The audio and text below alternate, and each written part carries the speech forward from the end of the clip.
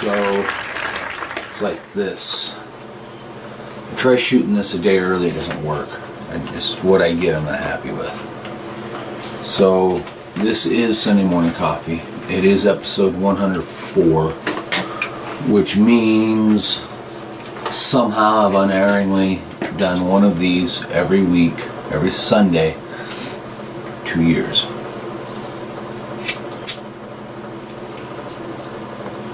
Wow. Been putting videos up for about 3 years. I remember when I had 12 viewers. It was a really big deal. It was really a substantial goalpost for me.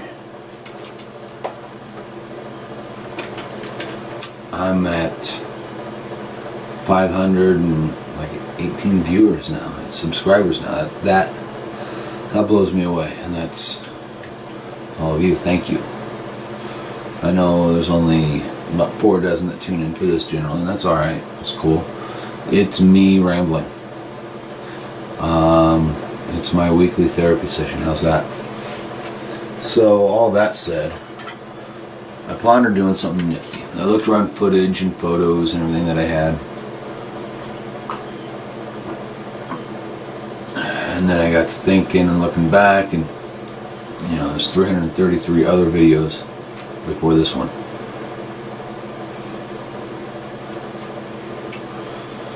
So there's 230 primarily shot videos. The first video I put up, I shot it off my phone and uploaded it. I don't have that footage anymore. That was walk around, my little 30 by 30. Wow. The first job I pulled into my behind the house garage shop was a 2005 little Civic, and that was just over 4 years ago.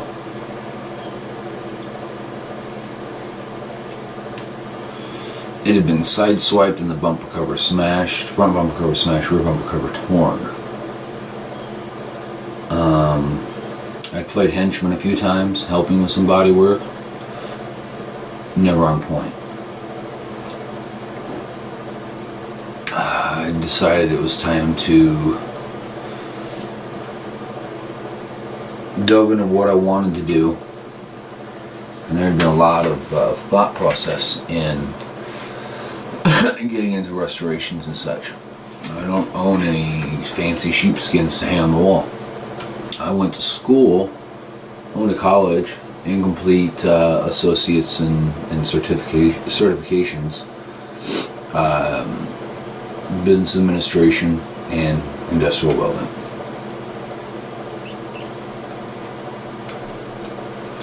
I basically gleaned what I felt was appropriate and necessary. And by the time I got to what would have been my last semesters, I got busy with the shop. And I wasn't doing very well. I'm not an academic kind of guy. At 35, 37, 34, whatever, going back to school, it's pretty tough. You got other older students in a community college setting, which is where I went. But you still got all the kids that are getting prepped for 4-year.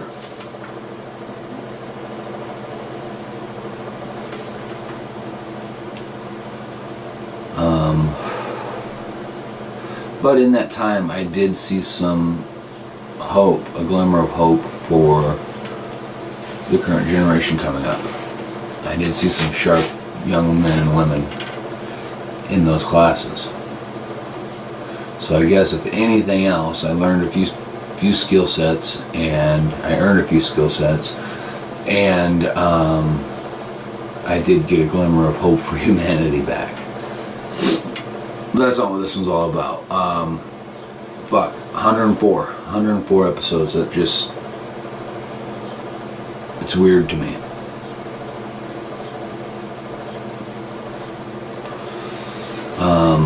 It's become routine. The first year I did this, it was very important to me, myself, to discipline myself to put these out.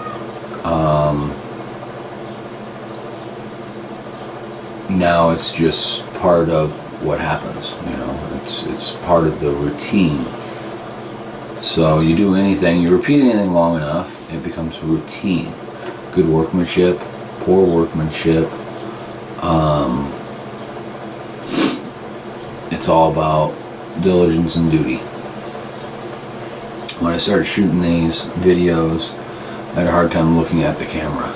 Very shy, very uncertain of myself. And that's kind of what I wanted to get into today, is reflection. How much a person can change in just a few years. I hear a lot of people, I wish I had those abilities, I wish I had those skills, I wish. Well, shit in one hand and wish in the other. Tell me which one fills up quicker.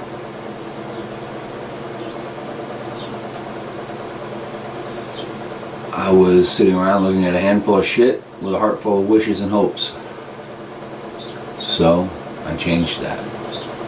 Anybody can change that.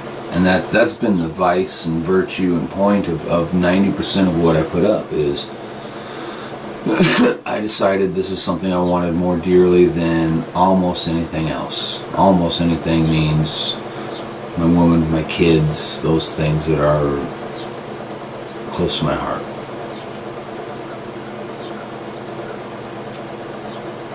Those still come first.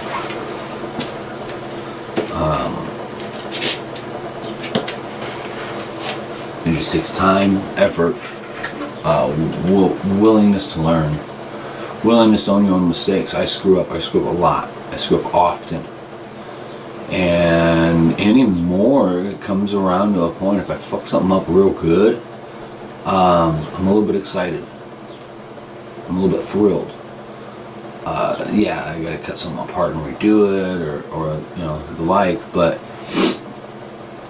at this point I've got enough different projects under my belt. I've got enough just field experience that makes me a reasonably rounded paint and body guy, fabrication guy.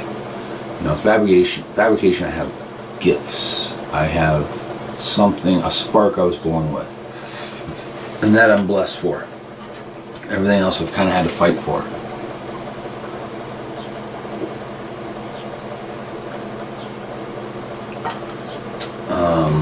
When there comes a time there's nothing left to learn, which that I don't foresee ever happening with old cars,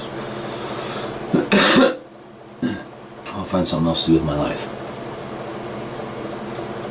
I did that with the carpentry that I was focused upon. There were other fields I could go into, but by that point I was so burnt out dealing with homeowners and customers and builders and carpentry in general. Well, it sucks to have to put on a tool belt and do carpentry again for me. In a big way. I mean, I lament it. I'm in a bad mood if I know I've got to get up and do carpentry.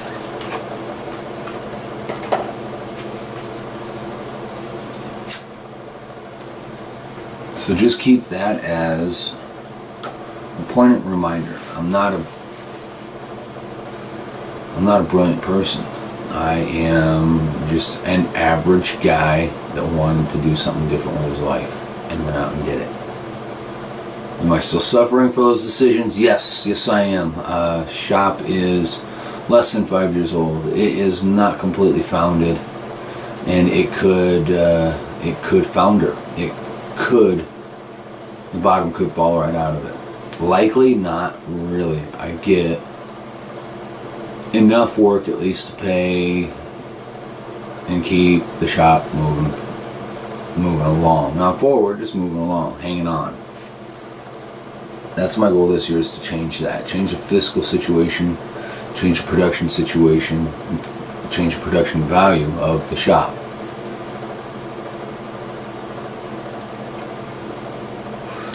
I've got a system. I have actually put pen to paper, or more aptly, fingers to keyboard, and written up a basic flowchart of how work progresses and is performed in the shop. And it's not reinventing the wheel. It's the same thing everybody else does. You start at this stage and you work your way through, keys to keys. But having a procedural outline written that you've sculpted specifically to your understanding, abilities, and facilities is important. I gotta sit down and redraft that because I have a whole different set of facilities, whole different set of parameters going on, and a different understanding of what's going on. I had it suggested to me to just start pulling in just whatever, tune-ups, brakes, headlight cleaning, just whatever. Just start throwing shit out there. And in my time doing this, I've learned a few things on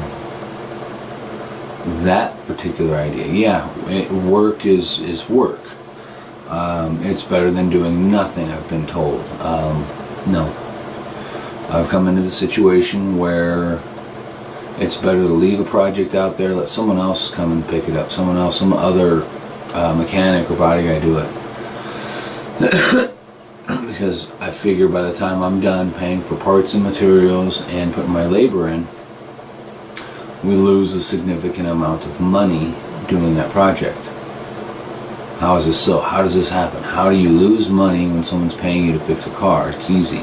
The shop costs money every day to be open. If it costs, let's just keep shit simple. If it costs $100 a day to keep the shop open and pay the bills, and they want a $500 project done, it takes you 3 days, well that eats up $300. And then you got parts, maybe that's another $100. Then you got paint, that's another $100. You're breaking even, which means at the end of the day you lost money. You're not getting ahead. That's an expensive hobby. That's what you call that. And most days it's what I have.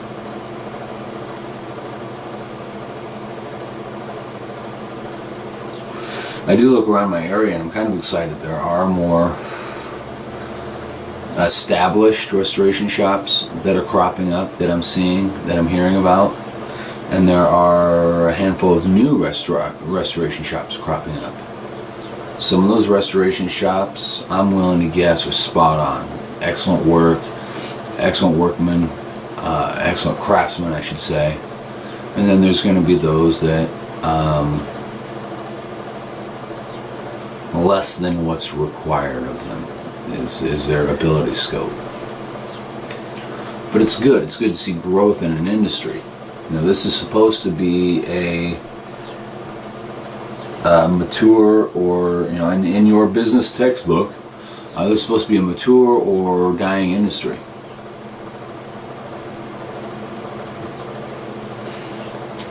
I think if the economy gets back on its feet and swinging, pardon me, this will be a burgeoning industry. There'll be a lot of stuff going on.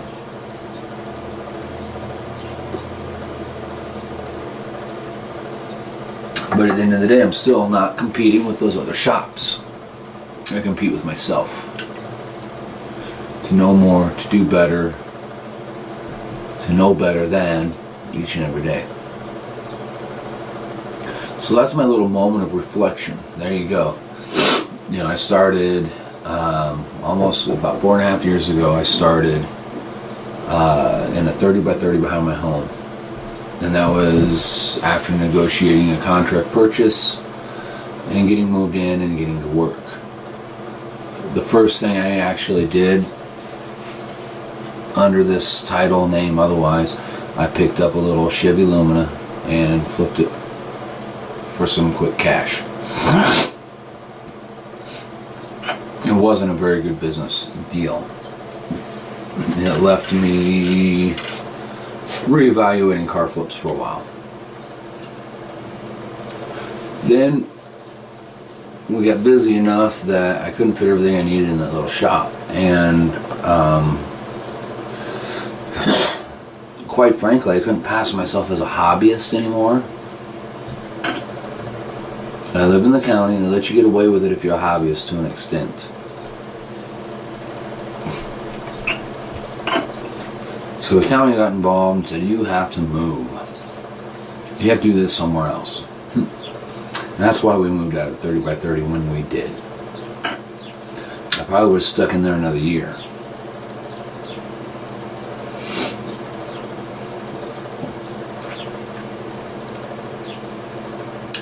Johnston, we moved to that, 900 feet to 1,800 feet.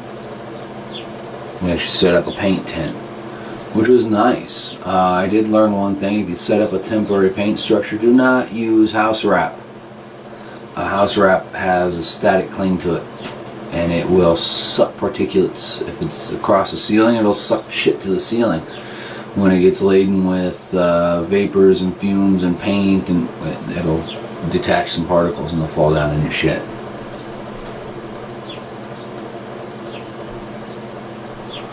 Now I have a booth that the ceiling stretched with 7mm plastic until I put a hard ceiling on it. It's got hard walls. It's got actual electric run, not just a bunch of lights, electric taped together with extension cord.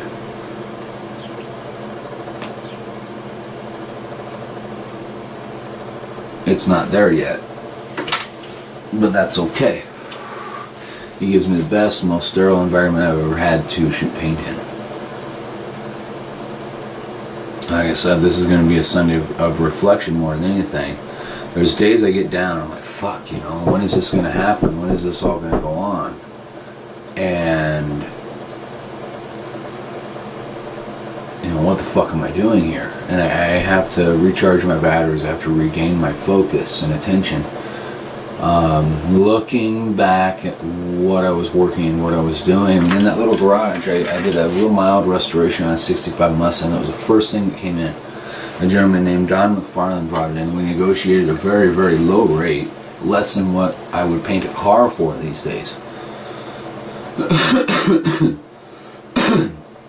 to scrub down his Mustang, do a little bit of body work. I replaced one quarter panel drop off on the rear, and I didn't even have gas welder then. I had to do that with flux core. I know that's a no-no. And it was shot in enamel, and it looked good. I restored an 84 Camino. I restored a 73 Omega. We started on the Monty back there. I did some custom motorcycle fabrication. The owner was very particular, did not want video or picture of it. So that being said, I didn't really take much for video or pictures. But everything's come a long ways. And every now and again you gotta come full circle and look at where you started. Otherwise you lose your focus. You lose your drive. Especially if you don't come out swinging heavily successful. I started this with zero funding. I'm still at zero funding. It sucks. I would have rather started a shop well funded and moved forward. Alright. That's it. That's your reflection. That's my reflection for the week. That's my reflection over the last few years. Spring's coming. In the shop, I did another service van. I got another collision. I took the laptop in. I never got anything done. Not because I was being lazy this week. I was actually grinding away on shit. I got this service van done in great splendor. I think the owner's going to be supremely happy. Mostly not because it's excellent body work, but because it's done. It's all new metal. I don't pull out my best body work on a service van. I'm sorry. We got a 2006 Charger in there right now that's smashed up pretty good. We've got a... Oh, lordy, let me see here. Got the Monty. It's the bits and pieces are almost ready for sealer. I found issues in the panels. I got enough footage for the Monty to put up another segment. I got a 2010 Impala. I'm going to put up a collision car segment. Let me see. We're in negotiations. We're in talks. I've had consultations with several people on good-sized projects. I decided this is going to be a hot rod shop. I might as well act the part, be the part. I've got the mechanical capacity and skill to build engines and suspensions. I'd rather build my own chassis before I build one. You know, fresh, off the shelf, go buy tube steel, build a chassis frame for something. I'd rather build that for myself first. I haven't done one before. I know I can. I got some construction equipment. I won't be videotaping the construction equipment. It's a fucking box that goes on a forklift.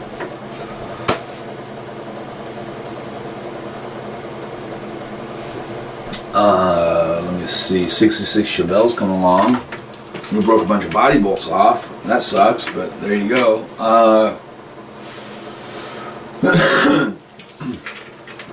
The Germans had that for 20 years, so it's time to start redoing some of it so you can enjoy it.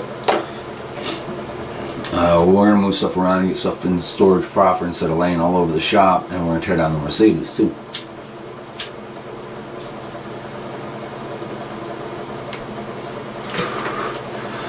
Let me see. The worst fucking word in human language.